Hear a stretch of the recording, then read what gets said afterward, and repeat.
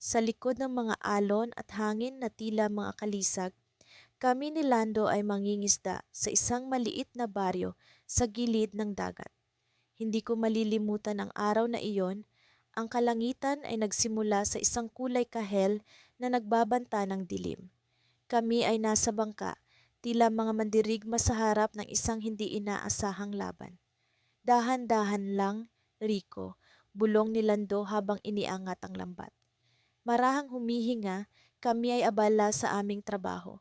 Ngunit ang dagat ay may sariling plano. Sa hindi inaasahang pagkakataon, ang hangin ay lumakas, ang mga alon ay tumaas at nagsimulang magpakita ng kanilang bangis. Hindi pa kami nakalalayo nang biglang bumuhos ang malakas na ulan. Ang bangka ay tila batang nilalaro ng dagat. Nararamdaman ko ang pagbilis ng tibok ng aking puso. Lando, kailangan nating bumalik. Sigaw ko sa gitna ng ulan at hangin. Ngunit ang dagat ay tila may ibang plano para sa amin. Ang mga alon ay lumaki at ang bangka ay naglaho sa kanilang galit. Kami ay nawala sa gitna ng dagat. Ang mga mata ni Lando ay puno ng takot at pag-aalala. Hindi tayo pwedeng sumuko, Rico, sabi niya na tila umaasa sa himala. Ang kanyang mga mata ay naglalaban sa pagitan ng pag-asa at takot, isang salamin ng aming kalagayan. Kami ay lumaban sa mga alon, sinubukan naming igalaw ang bangka sa gitna ng unos. Ang mga alon ay tila humahabol sa amin, bawat hampas ay isang pagsubok sa aming lakas. Ang hangin ay lumakas, tinatangay ang lahat ng aming pag-asa. Maging ang mga lambat ay nawalan ng silbi, tila mga palasong walang saysay sa gitna ng digmaan. Rico, hawakan mo ang timon. Sigaw ni Lando habang pilit na inaabot ang tali ng lambat. Sa gitna ng kaguluhan, isang matinding hampas ng alon ang nagpalubog sa amin. Napalayo kami sa bangka, ang dagat ay nagmistulang walang katapusang dilim. Lando! Sigaw ko habang ang tubig ay nagiging malamig na yakap. Sa bawat paglangoy ay tila may mga kamay na humihila pababa. Sa kabila ng lahat, naririnig ko ang tinig ni Lando. Isang tinig na puno ng pag-asa. Isang tinig sa gitna ng kawalan. Ang dagat ay nagmistulang kalaban, ngunit sa kabila ng lahat, kami ay magkaibigan. Sa gitna ng kadiliman, hindi kami nawalan ng pag-asa. Ang bawat hampas ng alon ay isang laban, ang bawat paghinga ay isang himala. Kami ay magkaibigang mangingisda at sa gitna ng bagyo, kami ay lumaban. Ngunit sa gitna ng laban, isang bagay ang nagbago. Ang alon ay nagdala sa amin sa isang lugar na hindi namin inaasahan. Sa likod ng bawat hampas, isang anino ang lumitaw, isang isla sa gitna ng dilim. Mula sa kawalan, isang pag-asa ang lumitaw. Ngunit hindi namin alam kung ito ay isang kaligtasan o isang bagong panganib. Ang isla ay tila isang lihim na nakatago sa gitna ng dagat. Sa gitna ng bagyo, isang bagong laban ang naghihintay. Kami ay nasa gitna ng isang pakikipagsapalaran sa pagitan ng buhay at kamatayan. Sa likod ng bawat alon, ang kapalaran namin ay nasa aming mga kamay. Sa gitna ng kadiliman, kami ay nagkaroon ng pag-asa. Sa gitna ng isang bagyo, ang aming kwento ay nagsisimula. Nagpatuloy ang aming bangka sa paglalakbay sa gitna ng bagyo. Ang hangin ay tila mga kalalaking kamay na pilit kaming hinahampas, habang ang mga alon ay nagmistulang mga bundok na nag-uunahan sa pag-abot sa amin. Ako'y nagnanais na bumalik sa ligtas na baybayin, ngunit alam kong wala kaming ibang magagawa kundi ang sumulong. Si Nardo, ang aking matalik na kaibigan at kapwa mangingisda, ay nagbigay ng lakas ng loob sa kanyang mga salita. Kayang-kaya natin ito, Isko. Tandaan mo, ang dagat ay parang buhay, puno ng mga pagsubok, pero may mga gantimpala sa dulo. Ani Nardo habang pilit niyang inaayos ang layag. Tumango ako kahit na ang aming sitwasyon ay tila walang pag-asa. Ang bangka namin ay nagsimula ng kumalampag at nararamdaman kong unti-unti nang nawawala ang kontrol namin dito. Subalit, Sa kabila ng lahat ng ito, naroon ang hindi maipaliwanag na tapang sa puso ko, ang tapang na dulot ng pagkakaibigan namin ni Nardo. Mula pa noong mga musmus kami, lagi na kaming magkasama at alam kong hindi kami basta-basta susuko. Nagpatuloy kami sa paglalayag habang ang ulan ay tila mga karayom na tumatama sa aming mga balat. Hindi ko na makita ang paligid dahil sa kapal ng ulan at dilim ng gabi.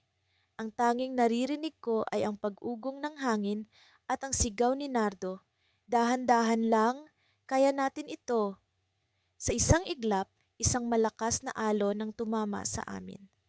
Ramdam ko ang pagkabagsak nito sa bangka at sa amin. Muntik na akong mahulog sa dagat pero mabilis akong nakahawak sa gilid ng bangka. Si Nardo naman ay pilit na inaalalayan ng timon, kinokontrol ang direksyon, kahit na alam naming halos wala na kaming magagawa. Isko, hawak lang, malapit na tayo sa kalmadong bahagi. Sigaw ni Nardo, subalit ako'y nagdududa na may kalmadong bahagi pa nga sa gitna ng ganitong bagyo. Sa kalagitnaan ng aming paglalayag, biglang bumukas ang kalangitan at sa isang iglap ay tila nagliwanag ang paligid. Sa kabila ng patuloy na pag-ulan, nakita namin ang isang piraso ng kalangitan na tila nagbibigay ng pag-asa sa gitna ng bagyo. Alam namin na hindi ito pangkaraniwan, subalit tila ba nagbibigay ito ng tanda na hindi kami nag-iisa. Pagkaraan ng ilang oras na pakikipagbuno sa mga alon, naramdaman namin ang bahagyang pagkalma ng dagat. Nagbigay ito ng kaunting ginhawa sa aming mga puso, subalit alam kong hindi pa tapos ang laban. Ang aming bangka ay halos hindi na makilala. Basag ang ilang bahagi at nagkabali-bali na ang layag. Pero kami ni Nardo ay buhay pa rin at iyon ang pinakamahalaga. Sa gitna ng pagkamangha at pagod, napansin namin ang isang liwanag na nagmumula sa di kalayuan. Isa itong liwanag na hindi namin inaasahan, isang isla na tila ba hindi nakamarka sa kahit anong mapa. Napatingin kami ni Nardo sa isa't isa at sa kabila ng pagod, naramdaman namin ang bagong pag-asa. Isko, sa tingin ko, makakapunta tayo doon. Ani Nardo habang itinuturo ang isla. Tumango ako, kahit pa hindi kami sigurado kung ano ang naghihintay sa amin roon. Nagkaroon kami ng bagong layunin, ang makaligtas sa bagyo at makapunta sa isla. Sa kabila ng kahinaan ng aming bangka, sinubukan naming paglapitin ito sa isla, umaasang may kaligtasan doon. Subalit, sa aming paglapit, napansin namin ang kakaibang anyo ng isla. Sa halip na kalmadong tanawin, tila ba may kakaibang enerhiya ang bumabalot dito. Ang mga puno ay tila gumagalaw sa saliw ng hangin at may mga tunog na hindi namin maipaliwanag ang naririnig. Sa kabila ng lahat ng ito, nagpatuloy kami hanggang sa marating ang Pampang. Pagdating namin sa Pampang, napansin namin ang kakaibang anyo ng mga halaman. Tila ba may buhay na hindi karaniwan. Habang naglalakad kami papasok sa isla, napansin namin ang isang kakaibang liwanag sa gitna nito. Tila ba may isang bagay na naghihintay sa amin, isang bagay na hindi namin inaasahan. Sa gitna ng aming paglalakad, biglang nagbago ang paligid.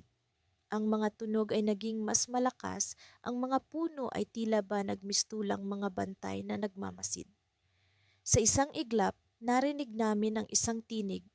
Tinig na tila ba nagmumula sa kalikasan mismo. Maligayang pagdating, mga mangingisda. Handa na ba kayo sa inyong tunay na pagsubok? Napalingon kami ni Nardo sa isa't isa, ang aming mga mata ay puno ng pagtataka at kaba. Ano ang ibig sabihin ng tinig na iyon? Ano ang naghihintay sa amin sa isla na ito? Sa kabila ng lahat ng ito, naramdaman namin ang hindi maipaliwanag na tapang. Tapang na dulot ng aming pagkakaibigan at ng aming pagnanais na makaligtas.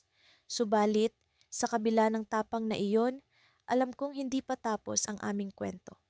Ano ang tunay na pagsubok na naghihintay sa amin? At higit sa lahat, paano kami makakaligtas sa misteryosong isla na ito?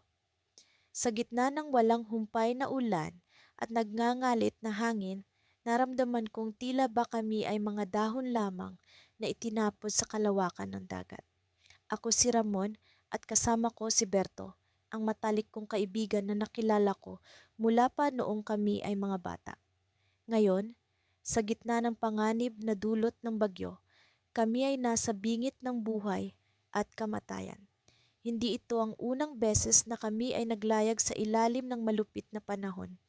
Ngunit tila ba ang bagyong ito ay may kakaibang lakas na hindi namin lubos na inaasahan. Ang bangka namin ay patuloy na inaabot ng malalaking alon at bawat hampas nito ay ramdam mo sa kalamnan. Sa kabila ng takot na bumabalot sa amin, patuloy kaming kumikilos ayon sa aming nalalaman. Kailangang maayos ang mga lambat. Kailangang tiyakin na hindi kami matatangay sa dagat. Berto, kumapit ka. Sigaw ko halos hindi marinig dahil sa ingay ng hangin. Nakita ko siyang sinusubukang ayusin ang lubid na nakakabit sa bangka. Ang mga mata ay puno ng determinasyon. Alam ko, tulad ko, ay hindi siya susuko hanggat may pag-asa pa. Mahirap, Ramon, pero kaya natin to, sagot niya, sabay tingin sa akin. Sa sandaling iyon, nakita ko kung paano ang pagkakaibigan namin ang nagbibigay lakas sa kanya at sa akin. Ang aming mga isip ay naglalakbay sa nakaraan, sa mga araw na masaya kaming naglalanguyan sa pampang, sa mga simpleng oras na ang tanging iniisip lamang namin ay kung paano mahuhuli ang pinakamalaking isda. Ngayon, ang pangarap na iyon ay tila ba isang alaala na malayo sa realidad ng aming kalagayan. Sa di kalayuan, sa kabila ng mga alon, may namataan kami, isang bagay na tila piraso ng kahoy na palutang-lutang. Sinubukan naming lumapit dito, umaasa na ito ay maaaring magbigay sa amin ng tulong. Ngunit sa bawat hakbang, sa bawat pagsagwan, tila ba ang bagyo ay pilit kaming itinataboy palayo. Ramon, tingnan mo yon, bulong ni Berto, itinuturo ang bagay na palutang-lutang. Sa kabila ng ulan, napansin kong ito ay piraso ng bangka. At sa isang iglap, nagkaroon ako ng pag-asa. Maaring ito ay mula sa ibang mangingisda na nakatakas o baka naman isang bangka na may makatutulong. Nilapitan namin ito at habang papalapit, napansin ko ang pamilyar na marka sa kahoy. Ang pangalan ng bangka ng aming kaibigan na si Lito, isa pang mangingisda na kasabay naming pumalaot, ilang oras na ang nakalipas. Kinabahan ako, ngunit sa likod ng kaba ay may pag-asang sumilay. Kung buhay siya, maaring magkakasama kami sa pagligtas. Berto, kailangan nating matuklasan kung nasaan si Lito. Maaring nandiyan lang siya sa paligid. Sabi ko, naglalakas loob sa kabila ng takot. Tumango si Berto. Ang kanyang mga mata ay puno ng determinasyon. Patuloy kaming naglayag. Ang bangka namin ay tila ba isang maliit na kalapati na pilit umiwas sa mga nagngangalit na alon.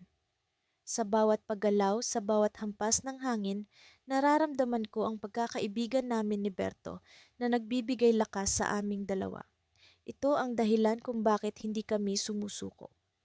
Sa isang iglap, habang kami ay patuloy na naglalakbay, biglang may nakita kaming anino sa di kalayuan.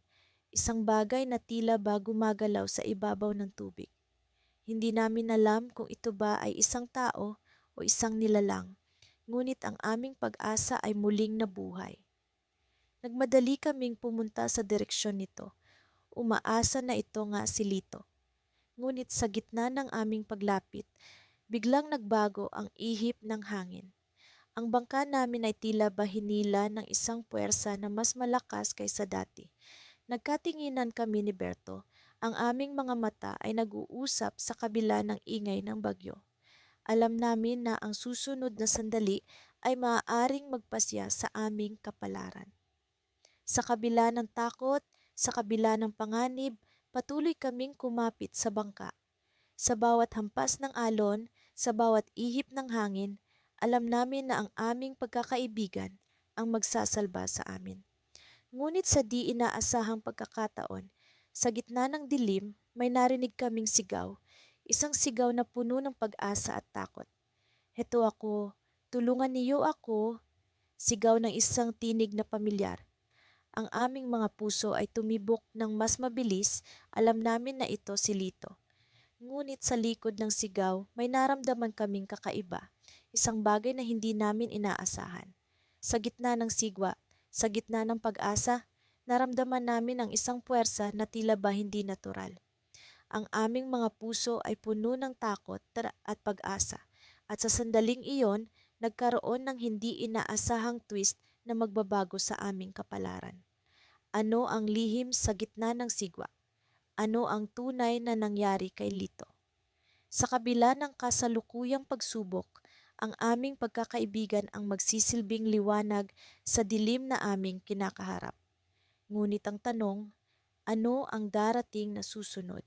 Hindi ko akalain na ang dagat na naging kaibigan namin ni Nardo ay siya ring magiging sanhi ng aming malalim na pagsubok. Sa kabila ng aming karanasan at kaalaman sa panghuhuli ng isda, tila naging maliit kami sa harap ng kapangyarihan ng kalikasan. Ang bagyong ito ay hindi pangkaraniwan, isang halimaw na naglalayong lamunin ng lahat ng nasa kanyang daan. Sa gitna ng umaalulong na hangin at nagtatayugang alon, kami ni Nardo ay nagkukulong sa maliit na bangka. Ang ingay ng bagyo ay tila mga sigaw ng mga diwata ng dagat, nagbabalita ng panganib. Hindi ko makalimutan ang titig ni Nardo, puno ng tapang ngunit halatang may bahid ng takot. Kaibigan, hindi tayo basta-basta susuko. Sigaw ni Nardo, pilit na nilalampasan ng ugong ng hangin. Alam natin ang dagat at alam natin kung paano makikipaglaban. Sa bawat hampas ng alon, ramdam ko ang panginginig ng bangka na parang nagbabanta itong bumigay. Ngunit sa kabila ng lahat, ang aming determinasyon ay hindi natinag. Sinuong namin ang bagyo, umaasa sa liwanag ng pag-asa na sa likod ng madilim na ulap. May araw na muling sisikat. Nagsimula kaming magtulungan sa pag-aayos ng aming gamit. Ang lambat na tila kabuhayan namin ay naging pangunahing balakid. Kailangan naming siguruhing hindi ito magiging sanhi ng kapahamakan. Hilahin mo, yan ng mahigpit, Nardo. Utos ko habang sinisikap kong ikabit ang lambat sa gilid ng bangka. Ang aming galaw ay sabay sa ritmo ng dagat, nakikiayon sa kanyang galaw upang magpatuloy. Subalit, sa gitna ng aming pagsusumikap, isang malakas na hampas ng alon ang bumalot sa amin. Biglang nagdilim ang paligid at sa isang iglap, naramdaman ko ang malamig na tubig na bumalot sa aking katawan. Nawalan ako ng balanse at ang bangka ay tila nagbuwal. Tinangay ako ng dagat at sa sandaling iyon, ang takot ay umalingaw-ngaw sa aking isipan. Hindi ko na narinig ang sigaw ni Nardo at sa aking desperasyon, sinikap kong lumangoy pabalik sa bangka. Sa aking pagkakapa, naramdaman ko ang isang kamay na mahigpit na kumapit sa akin. Si Nardo. Hindi ko alam kung paano siya nakalapit, pero ang kanyang presensya ay nagbigay lakas sa akin. Naramdaman ko ang kanyang determinasyong hindi kami basta-basta mawawala sa dagat. Magkapit tayo, kaibigan, bulong ni Nardo habang kami ay lumalaban. Kakayanin natin ito. At sa gitna ng bagyo, kami ay nagpatuloy. Ang bawat segundo ay tila isang labanan, ngunit sa bawat hampas ng alon, kami ay muling tumatayo. Sa kabila ng aming pagod, ang aming pagkakaibigan ay naging sandigan. Ngunit sa isang iglap, naramdaman ko ang kakaibang paggalaw sa ilalim ng tubig. Tila may kakaibang puwersa na kumakaladkad sa amin. Sa takot, sinikap kong mag-isip ng paraan upang makawala. Nararamdaman ko ang pag-aagaw ng hangin sa aking dibdib, ngunit hindi ko inisip na bibitawan si Nardo. Sa isang iglap, isang malakas na hampas ng alon ang pumunit sa aming pagkakahawak. Ang dagat ay tila nagpasya na kaming paghiwalayin. Ang huling tanaw ko kay Nardo ay ang kanyang mga mata, puno ng determinasyon. Hindi ko alam kung paano kami makakabangon mula rito, ngunit ang aming pagkakaibigan ay tila sinubok ng dagat. Sa pagdampi ng malamig na tubig sa aking mukha, naramdaman ko ang kakaibang katahimikan. isang katahimikang puno ng pangako na kahit sa aming pagkakahiwalay, ang aming pagkakaibigan ay hindi magagapi ng anumang unos. Sa dulo ng aking pagkakaidlip, isang liwanag ang unti-unting lumitaw. Hindi ko alam kung ito'y bahagi ng aking imahinasyon o isang senyales mula sa dagat. Ngunit ang liwanag na iyon ay tila nagbibigay ng pag-asa. Isang pag-asa na sa kabila ng bagyo, kami ni Nardo ay muling magkikita. Subalit sa likod ng liwanag, isang anino ang nagbabadya. Isang panibagong pagsubok na tila nag-aabang. Sa kabila ng lahat, ang dagat ay hindi lamang kalaban kundi kaibigan rin. Ang aming pagsubok ay hindi pa tapos at sa kabila ng lahat, ang aming pagkakaibigan ay magiging gabay sa aming paglalakbay. Hindi ko alam kung ano ang naghihintay sa amin, ngunit alam ko sa puso ko, hindi kami basta-basta susuko. At sa gitna ng katahimikan, ang dagat ay nagbubulong ng panibagong kwento. Isang kwento na puno ng pag-asa at pakikipagsapalaran. Ang aming pagkakaibigan ay hindi magagapi ng anumang unos at kahit sa gitna ng panganib, kami ay magpapatuloy. Ngunit ngayon, sa dulo ng aming laban, isang misteryo ang nagbabadya. Isang misteryo na magdadala sa amin sa panibagong yugto ng aming kwento. Hindi ko akalaing makakatagal kami sa ganitong sitwasyon. Sa kabila ng pagod at gutom, ang aming pangarap na makabalik sa aming pamilya ang nagbibigay lakas sa amin ni Ramon. Ngayon, habang kami nasa gitna ng dagat, ang alon ay tila mga higanteng kamay na pilit kaming hinahampas. Ang aming bangkang kahoy ay tila isang maliit na dahon na inaanod, ngunit hindi namin ito pinapabayaan. Ang bawat hampas ng tubig ay pinipilit naming suwayin at ang bawat pag-uga ng bangka ay sinasalubong namin ng matibay na pag-asang makakauwi. Mateo, hindi pa tayo pwedeng sumuko. Sambit ni Ramon habang masusing kinokontrol ang timon ng bangka. Ang kanyang mga mata ay puno ng determinasyon. Sinasalamin nito ang aming matagal ng pagkakaibigan na kahit gaano pa kalalim ang dagat na aming tinatahak, hindi kami pababayaan ng isa't isa. Alam ko, Ramon, tugon ko habang pinipilit kong iayos ang layag na patuloy na niluluray ng hangin.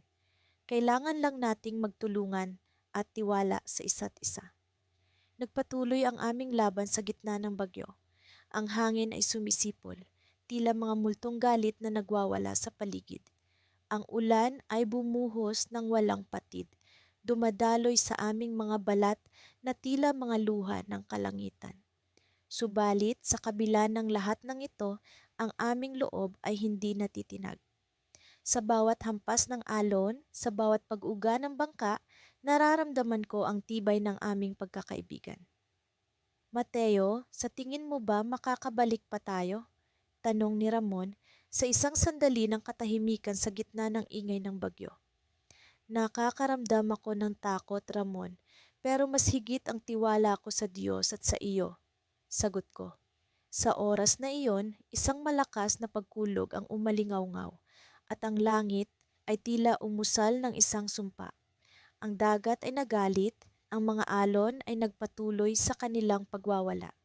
Sa kabila nito, hindi kami bumitaw. Nagsikap kami kasama ang aming munting bangka na suwayin ang galit ng dagat. Ang bawat oras ay tila walang hanggan, ngunit sa aming puso ay may pag-asang hindi matitinag. Sa gitna ng bagyo, hindi namin napapansin ang paglipas ng oras. Ang aming mundo ay umiikot lamang sa bangka, ang dagat at ang aming tiwala sa isa't isa. Habang kami naglalakbay, isang kakaibang ingay ang umalingaw-ngaw sa paligid. Isang tunog na tila nagmula sa ilalim ng dagat na pumukaw sa aming pansin. Mateo, narinig mo ba iyon?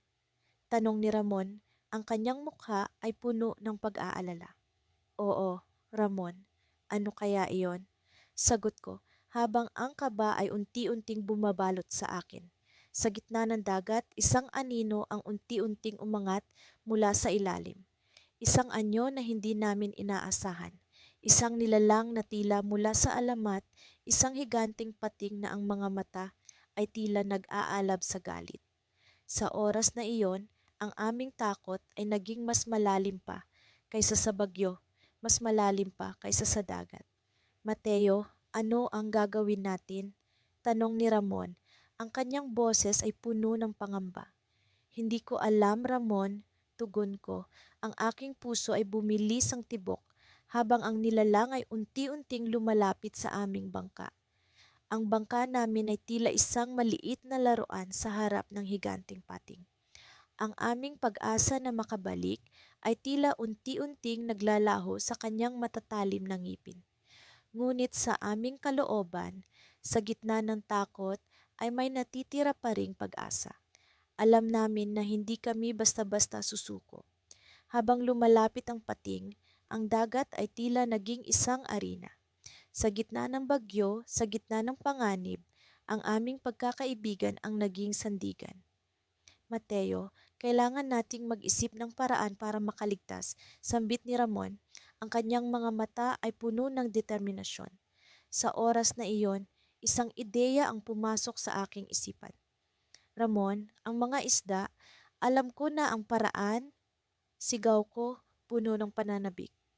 Hindi ko maintindihan, Mateo. Ano ang ibig mong sabihin? Tanong ni Ramon habang ang pating ay patuloy na lumalapit. Alalahanin mo ang mga isda na nahuli natin kanina. Nasa likod pa ng bangka ang lambat. Sagot ko. Agad naming kinuha ang lambat at sa isang mabilis na galaw itinapon sa dagat. Ang lambat ay lumutang at ang mga isda ay nagsimulang umaligid dito. Ang pating, sa halip na kami ang habulin, ay nagbago ng direksyon. Ang kanyang pansin ay nabaling sa mga isda sa lambat at sa aming kagalakan, siya'y lumayo sa bangka. Sa gitna ng bagyo, sa gitna ng panganib, kami nakaligtas. Ngunit habang sinasagwan namin ang bangka palayo, isang nakagugulat na tanawin ang bumungad sa aming harapan. Sa likod ng alon, isang maliit na isla ang unti-unting lumitaw, tila isang paraiso sa gitna ng unos. Sa aming kalooban, ang tanong ay hindi maialis. Ano ang naghihintay sa amin sa islang iyon? At sa oras na iyon, alam namin na ang aming pakikipagsapalaran ay hindi pa tapos. Ang dagat ay tila may sariling buhay, galit na galit at walang habas sa kanyang pag-aalsa. Kami ni Berto ay nasa gitna ng isang bagyo. Ang mga alon ay nagtatangkang lamunin ang aming maliit na bangka. Sa kabila ng panganib, pinili naming harapin ang kalikasan, hindi dahil sa tapang, kundi dahil sa pag-asa. Ang aming pagkakaibigan ang nagsisilbing ilaw sa madilim na kalangitan. Berto, hawakan mo ang timon. Sigaw ko habang pilit na nilalabanan ang hampas ng hangin. Ang kanyang mga mata ay puno ng determinasyon. Kahit na ang kanyang pisngi ay nadurugtong sa hapdi ng dagat na tila pinipiga ang bawat patak ng lakas. Alam ko na ang ginagawa ko, amigo, sagot niya. Sa kabila ng ingay ng bagyo, naramdaman ko ang kanyang tiwala. Hindi kami magpapatalo. Kami magkaibigan at alam naming kailangan namin ang isa't isa upang makaligtas. Ang bawat segundo ay tila isang oras sa ilalim ng mabagsik na langit. Ang tubig ay pumapasok sa bangka, ngunit hindi kami nagpaapekto. Kami ay nagpatuloy sa pag-igpaw sa bawat alon. Pinipilit na makalapit sa isang islang natatanaw sa malayo. Ang isla ay tila isang pangako ng kaligtasan sa gitna ng walang hanggang alon. Bigla kong naramdaman ang pagkatanggal ng tali ng lambat na nakatali sa gilid ng bangka. Berto, ang lambat! Sigaw ko, sabay hila sa tali na nagsimula nang maglayag kasama ng mga alon. Hayaan mo na, mas mahalaga ang buhay natin kaysa sa mga isda. Sagot niya, ngunit alam kong hindi biro ang pagkawala ng lambat. Ito ang aming kabuhayan, ang aming pag-asa sa kinabukasan. Ngunit tama siya, mas mahalaga ang aming kaligtasan sa mga sandaling ito. Habang patuloy kaming lumalaban, bigla kong naramdaman ang isang malakas na dagundong mula sa ilalim ng bangka. Ano iyon? Tanong ko, pilit na nilalabanan ng kaba. Sa isang iglap, ang isang malaking alon ay bumaliktad sa bangka at kami parehong napadpad sa malamig na bisig ng dagat. Nagsimula kaming mag-agos sa tubig. Ang mga braso naming ay tila mga pagod na sagwan sa gitna ng walang katapusang dagat. Berto! Sigaw ko, pilit na hinahanap siya sa karimlan ng tubig. Ang utak ko ay nagpalipat-lipat sa pagitan ng takot at pag-asa. Umaasang marinig ang kanyang sagot. Sa wakas narinig ko ang kanyang tinig, mahina ngunit puno ng pag-asang hindi kailanman nawala. Nandito ako, amigo. Sagot niya at sa kabila ng lahat ng nangyari, naramdaman ko ang init ng kanyang presensya sa gitna ng malamig na dagat. Pareho kaming nagsimulang maglangoy patungo sa isla. Ang bawat galaw ay isang laban na tila walang katapusan. Ang dagat ay tila nagkakaisa sa kanyang hangarin na pigilan ang aming pag-usad. Ngunit hindi kami sumuko. Hindi kami magpapatalo sa unos na ito. Habang papalapit kami sa isla, naramdaman ko ang pagod sa bawat kalamnan ng aking katawan. Kaya natin ito, Berto. Kaya natin, bulong ko sa sarili, pilit na hinahanap ang lakas mula sa aming pagkakaibigan. Ngunit sa aking paglangoy may naramdaman akong kakaiba sa ilalim ng tubig. Isang bagay na malamig at matalas ang tila humahaplos sa aking binti. Berto! Sigaw ko, ngunit ang mga alon ay tila sinisipsip ang aking tinig. Ang takot ay nagsimulang kumalat sa aking dibdib habang ang malamig na bagay na iyon ay tila umuulit na humampas sa akin. Sa isang iglap, naramdaman ko ang pag-agos ng dugo mula sa aking binti. Berto, may nangyayari! Sigaw ko habang pilit na hinahanap ang dahilan ng aking nararamdaman. Ang sakit ay tila hindi ko makakayang tiisin, ngunit hindi ko maaring sumuko. Hindi sa harap ng aming pag-asa. Nagsimulang lumapit si Berto sa akin. Ang kanyang mukha ay puno ng pag-aalala. Anong nangyari? Tanong niya habang pilit kong ipinapakita ang sugat sa aking biti. Sa kabila ng takot, hindi kami nawala ng pag-asa. Ang aming pagkakaibigan ay nagsilbing gamot sa sakit na aking nararamdaman. Ngunit sa gitna ng aming laban, biglang may lumitaw mula sa ilalim ng dagat. Isang bagay na hindi namin inaasahan. Sa kabila ng pagod, naramdaman namin ang pag-usbong ng takot na hindi namin nakikita. Ito ba ang magiging wakas ng aming laban? Ang aming paglalakbay ay tila hindi pa tapos. Sa kabila ng sakit at takot, kami nagpatuloy, pilit na hinahanap ang pag-asa sa gitna ng unos. Ngunit ano nga ba ang naghihintay sa amin sa ilalim ng dagat? Sa bawat hampas ng alon, ang aming pagkakaibigan ay nagsilbing liwanag sa gitna ng kadiliman. Ngunit sa kabila ng lahat ng ito, ang tanong ay nananatili. Ano ang naghihintay sa amin sa ilalim ng dagat? Ang dagat ay tila isang galit na halimaw, hindi mapigilan sa kanyang pagwawala. Ang mga alon ay nagsasalimbayan, nagtatangkang lamunin ang aming maliit na bangka. Naramdaman ko ang malamig na hangin na tila mga karayom na tumatama sa aking balat habang ang ulan ay bumuhos na parang mga luha ng langit na walang tigil.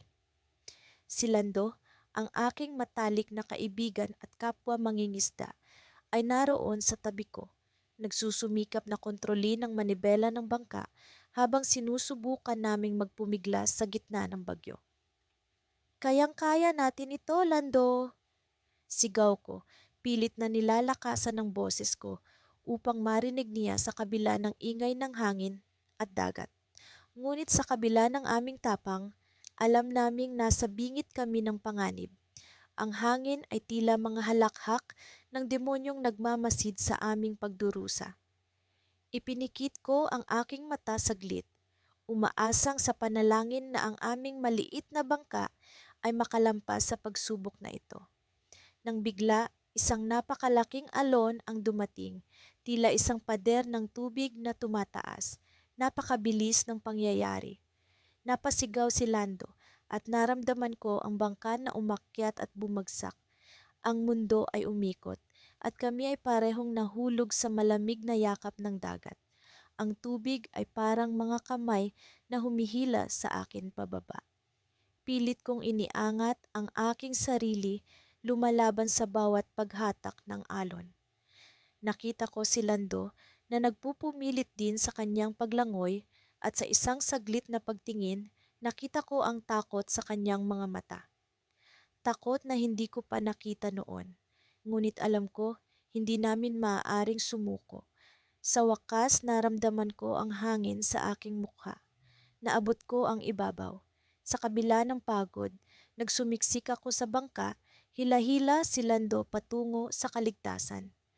Ang aming bangka sa kabutihang palad ay hindi pa rin lumulubog kahit pa ito ay basag-basag na at halos hindi na makilala. Maraming salamat, sabi ni Lando, hinahabol ang kanyang hininga. Ngumiti ako, kahit na ang ngiti ay tila pilit. Alam kong hindi pa tapos ang laban. Kailangan naming manatiling matatag kahit pa ang aming katawan ay nanghihina na sa pagod at malamig. Lando, kailangan mong magpahinga. Ako muna ang bahala sa manibela, sabi ko, kahit na ang aking sariling kamay ay nanginginig sa pagod. Tumango siya at sa kanyang pag-upo, nakita ko ang sugat sa kanyang noo. Dugo na ngayon ay nahuhugasan ng ulan. Pinilit kong maghanap ng tela sa loob ng bangka kahit na kaunti lamang ang natira sa aming gamit. Habang abala ako sa pag-aalaga kay Lando, naramdaman ko ang kakaibang paggalaw sa ilalim ng bangka. Tila may kung ano na dumadaan sa ilalim. Hindi ko ito pinansin noong una, iniisip na baka ito ay alon lamang. Ngunit nang muling bumalik ang paggalaw, hindi ko mapigilang mag-alala. Lando, nararamdaman mo ba yon? Tanong ko, sinisilip ang dagat na tila may lihim na nagtatago. Nagising ang kanyang pagod na diwa at tumingin siya sa paligid.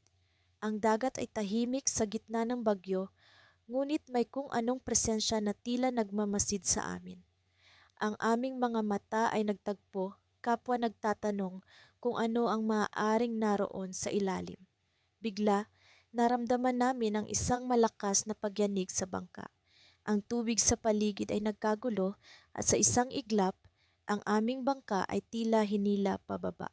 Anong nangyayari? Sigaw ni Lando sabay kapit sa gilid ng bangka. Hindi ko alam ang sagot. Ang dagat ay tila may buhay na hindi namin maipaliwanag. Muli kaming napahawak sa bangka at sa gitna ng aming pag-aalala, isang malaking anino ang lumitaw sa ilalim ng tubig. Isang bagay na hindi pa namin nakikita, isang nilalang na tila banta sa aming kaligtasan.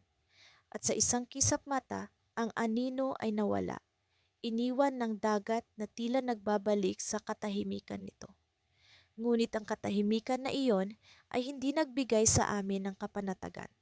Sa halip, ito ay nag-iwan ng tanong sa aming mga puso at isipan. Ano ang nagtatago sa ilalim ng dagat? At bakit tila kami ang kanyang pinupuntirya? Hanggang ngayon, ang alon ay patuloy na humahampas, ngunit ang aming takot ay hindi na mula sa bagyo. Ito ay mula sa kung anumang misteryo ang nagtatago sa ilalim ng tubig, naghihintay lamang ng tamang pagkakataon upang lumitaw. Patuloy kaming naglayag, hindi na lamang laban sa bagyo, kundi laban sa kung anumang lihim na bumabalot sa dagat.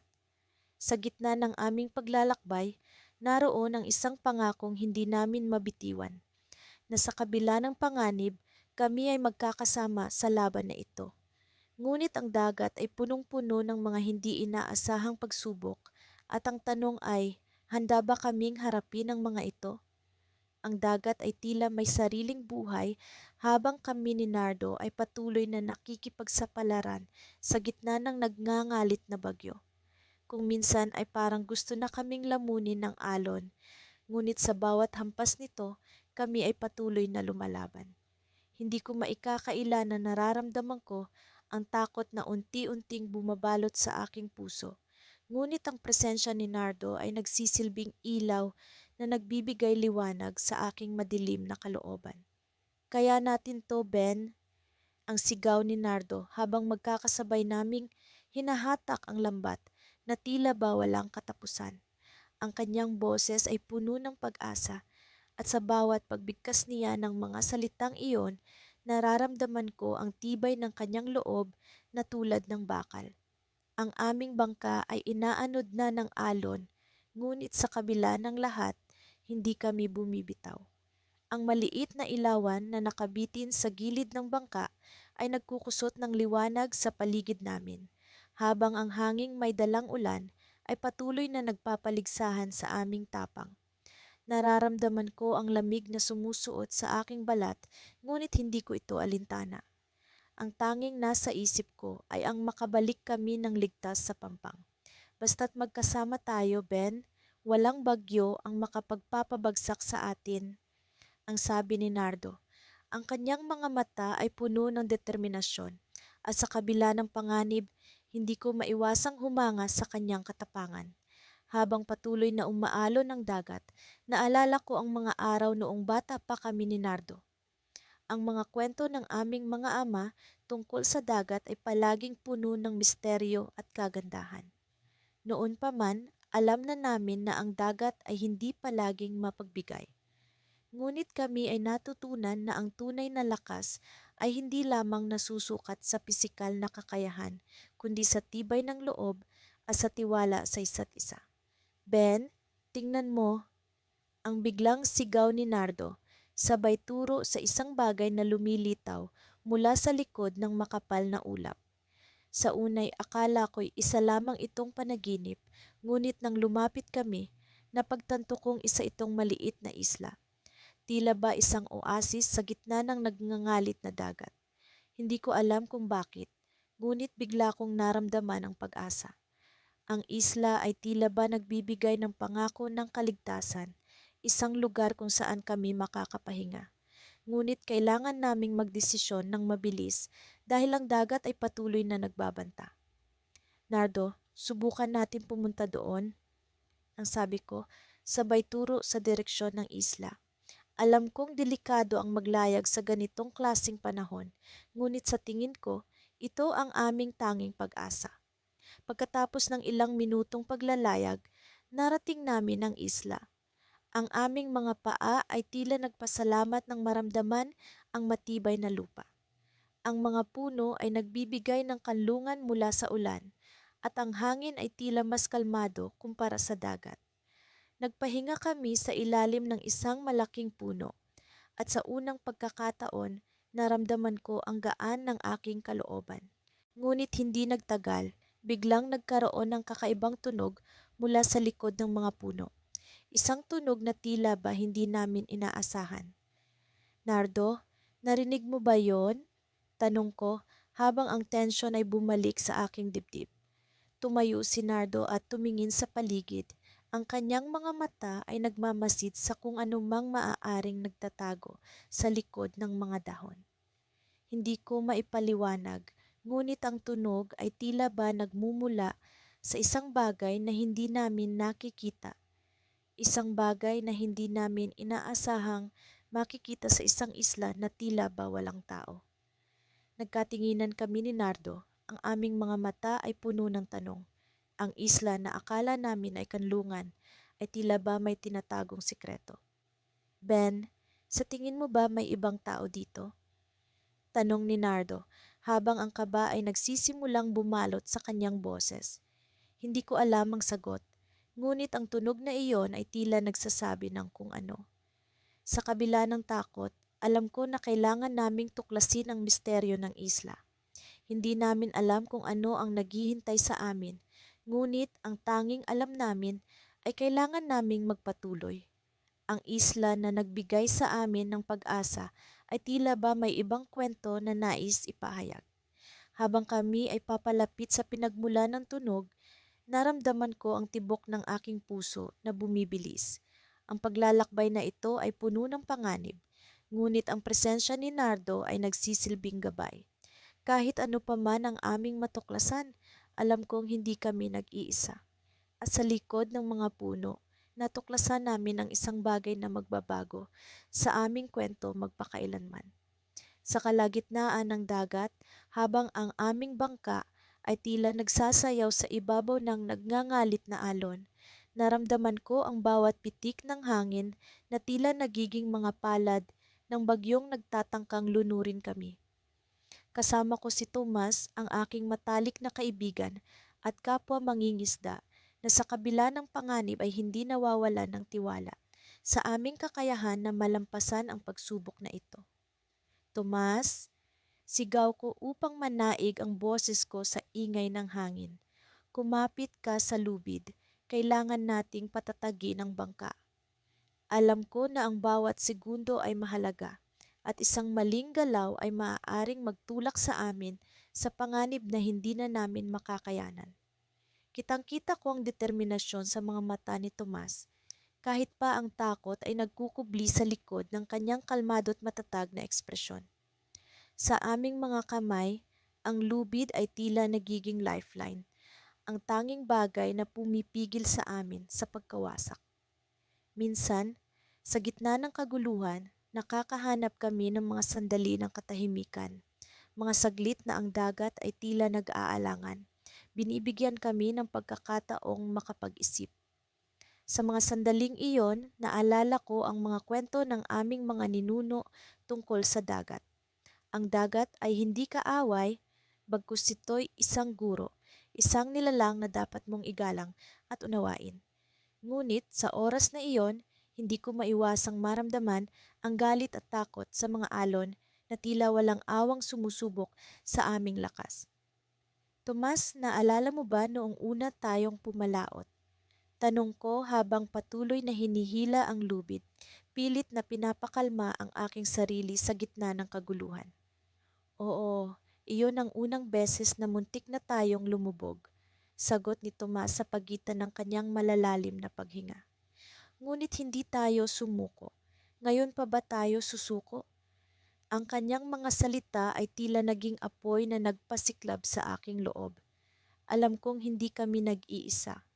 Ang aming pagkakaibigan ay ang kalasag na pumipigil sa anumang dagok na dala ng bagyo.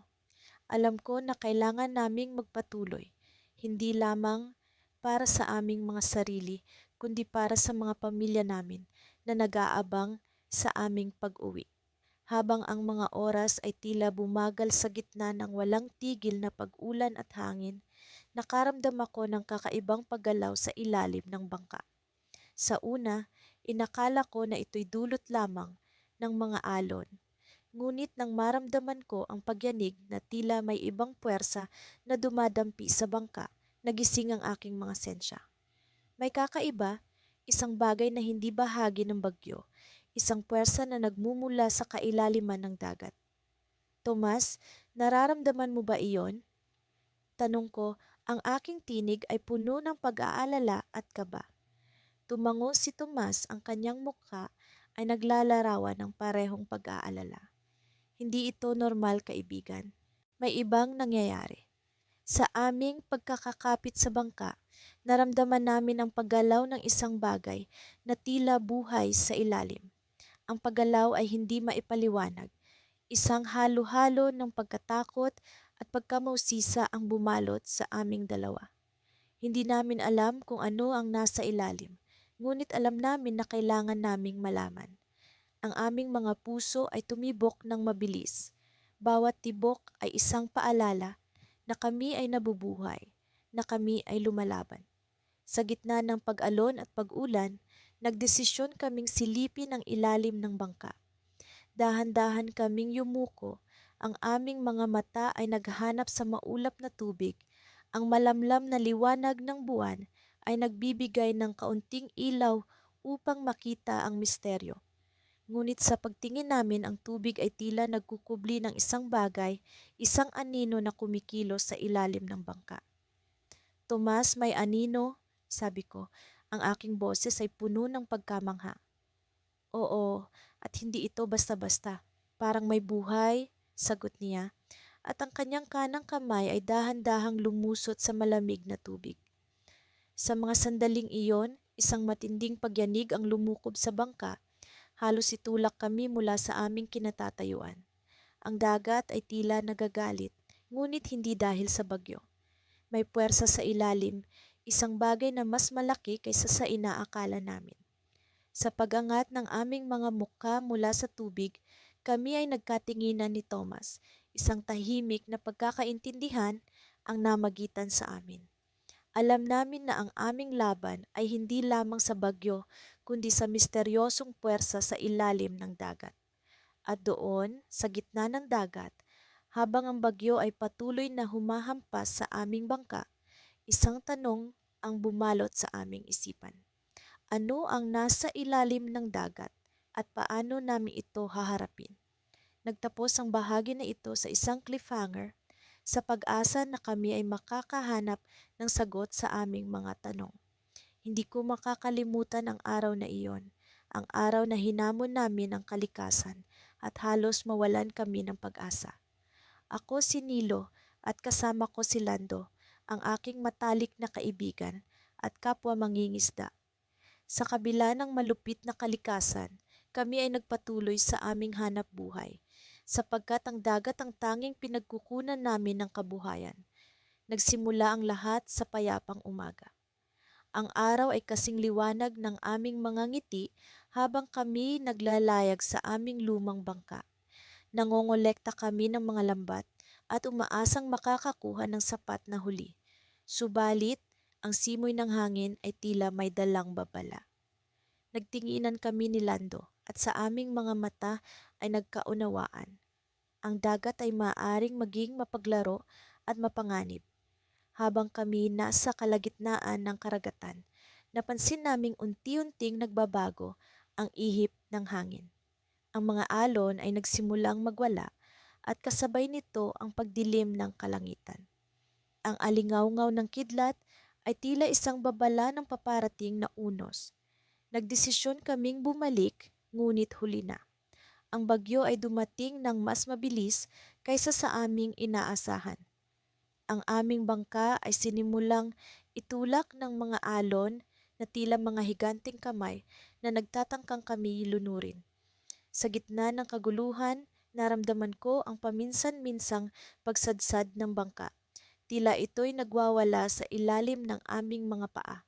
Sinikap naming magpatatag, ngunit ang aming mga lambat at huli ay nagmistulang mga pabigat na umaagaw sa amin pababa. Nilo, pasigaw na sambit ni Lando habang pilit na hinahawakan ng sagwan. Kailangan nating magtulungan, hindi tayo pwedeng sumuko. Ang kanyang boses ay nagbigay sa akin ng lakas. Hinawakan ko ang isa pang sagwan at sinubukan naming labanan ang mga alon. Pero ang dagat ay walang awa at parang sinadya ng tadhana na kami isubukin. Sa isang iglap, isang napakalaking alon ang bumangga sa amin. Bumalot sa aming bangka at kami na itulak sa malamig na tubig. Halos mawalan ako ng ulirat habang pilit na umaahon at lumalabas sa hampas ng alon. Wala akong makita kundi ang madilim na tubig at walang tigil na ulan. Bigla kong naalala si Lando. Sa kabila ng takot, sinubukan kong tawagin siya. Lando, nasaan ka? Walang sumagot. Ang mga segundo ay tila nagiging oras habang ako'y namimilipit sa lamig at takot. Ngunit hindi nagtagal, narinig ko ang kanyang tinig, humihingal at puno ng determinasyon. Nilo, dito ako. Hawakan mo ang lambat. Sa kabila ng hirap, nagawa kong makalapit sa kanya. Sa tulong ng lambat, kami nagpatuloy na lumangoy, sabay na sinasagwa ng aming mga paa laban sa agos. Ang lambat na dati para sa mga isda, ngayon ay aming lifeline. Sa wakas, naramdaman namin ang lupa sa ilalim ng aming mga paa. Kami napadpad sa isang maliit na isla na tila isang oasis sa gitna ng walang katapusang karagatan. Humihingal kami pareho, halos di makapaniwala na kami nakaligtas. Habang kami nagpapahinga sa buhangin, napaisip ako. Lando, paano kung hindi tayo nagkita kanina? Ano kaya ang nangyari sa atin? Ngumiti siya, bagamat kita ang pagod sa kanyang mga mata. Nilo, lagi kitang hahanapin. Kahit saang alon pa tayo dalhin. Ngunit sa kabila ng aming pag-asa, napansin namin ang kakaibang katahimikan sa paligid. Ang isla ay tila iniwan ng panahon, walang mga tunog ng ibon o mga hayop. Sa likod ng mga puno, may isang aninong unti-unting lumilitaw. Nagkatinginan kami ni Lando at sa aming mga puso ay may dumaloy na kaba. May tao ba rito? Tanong ko habang unti-unting lumalapit ang anino. Ang aming mga puso ay nag-uumapaw sa pag-asa at takot. Sino ang taong ito? Kaibigan ba o kaaway? Sa gitna ng kawalang katiyakan, ang aming pag-asa ay sinubukan muli. Ito ang aming kwento. Ang kwento ng dalawang mangingisdang hindi sumuko, kahit sa harap ng bagyo at misteryo ng isang isla. Ngunit sa likod ng bawat tagumpay ay may bagong pagsubok. At sa harap namin ay isang bagong kabanata na kailangan naming harapin. Sa kabila ng pagod na bumabalot sa aming mga katawan, hindi namin maaaring kalimutan ang aming layunin, ang makaligtas sa bagyong nagbabanta sa aming buhay. Ang alon ay tila walang katapusang nagngangalit, nagbabanta na lunurin kami sa kanyang galit, ngunit ang kapal ng aming determinasyon ay nagliliyab sa aming mga puso. Ako si Kaloy at kasama ko ang aking matalik na kaibigan, si Pedro, sa isang paglalakbay na hindi namin akalaing magiging ganito kahirap. Kapit lang, Kaloy! Sigaw ni Pedro habang pilit naming inaayos ang layag ng aming bangka. Ang hangin ay tila galit na hinahampas ang aming mumunting sasakyang dagat, ngunit hindi namin ito hinayaang tuluyang masira. Sa gitna ng ingay ng bagyo, naaalala ko pa rin ang mga araw na magkasama kaming nanghuhuli ng isda sa tahimik at payapang dagat. Ang aming mga tawanan at kwento, mga pangarap na puno ng pag-asa. Ngayon, tila sinusubok ng kalikasan ang tibay ng aming pagkakaibigan at kakayahan. Bigla, isang malakas na hampas ng alon ang nagpataob sa bangka at kami ay naibagsak sa malamig na tubig. Sa mga sandaling iyon, ang takot ay bumalot sa aking puso. Ngunit ang boses ni Pedro ay nagsilbing gabay.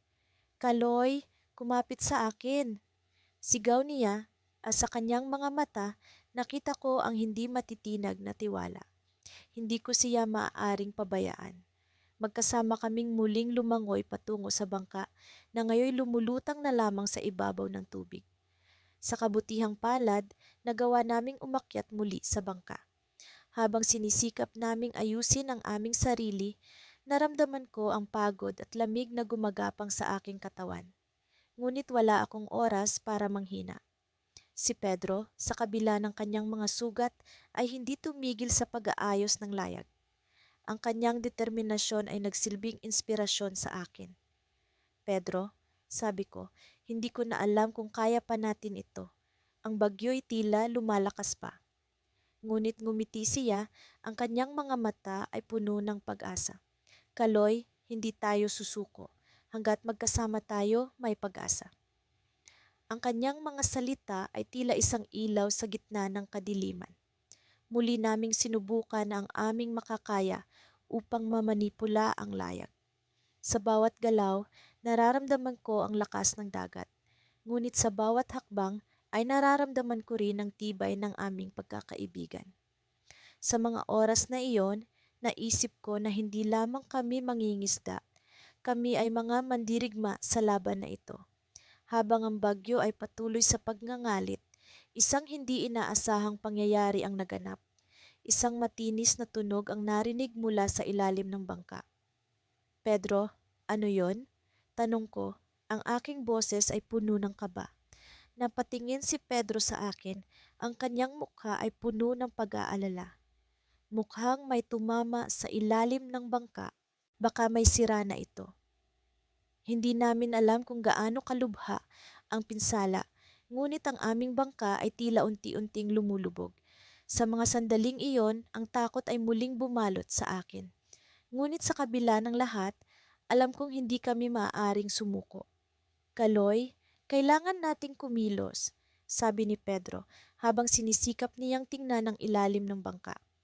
Sa kanyang mga mata, nakita ko ang tapang at determinasyon. Hindi kami maaaring magpatalo. Bigla, isang liwanag mula sa malayo ang aking nakita. Pedro, tingnan mo. Itinuro ko ang direksyon ng liwanag Ang aking puso ay muling napuno ng pag-asa. Ngunit bago pa man namin masilayan ang pinagmulan ng liwanag, naramdaman ko ang malakas na hampas ng tubig na tila nagmula sa ilalim ng dagat. Ang bangka ay muling niyanig at sa mga sandaling iyon, natanto ko na hindi lamang bagyo ang aming kalaban. Kaloy, may kakaiba rito, sigaw ni Pedro. Ang kanyang tinig ay puno ng kaba at ang aming mga mata ay nagtagpo. Sa ilalim ng tubig, sa kabila ng dilim, naramdaman namin ang presensya ng isang bagay na hindi namin inaasahan. Ang aming pagkakaibigan, ang aming determinasyon, ang aming laban sa kalikasan. Lahat ng ito'y tila sinusubok ng isang misteryosong puwersa.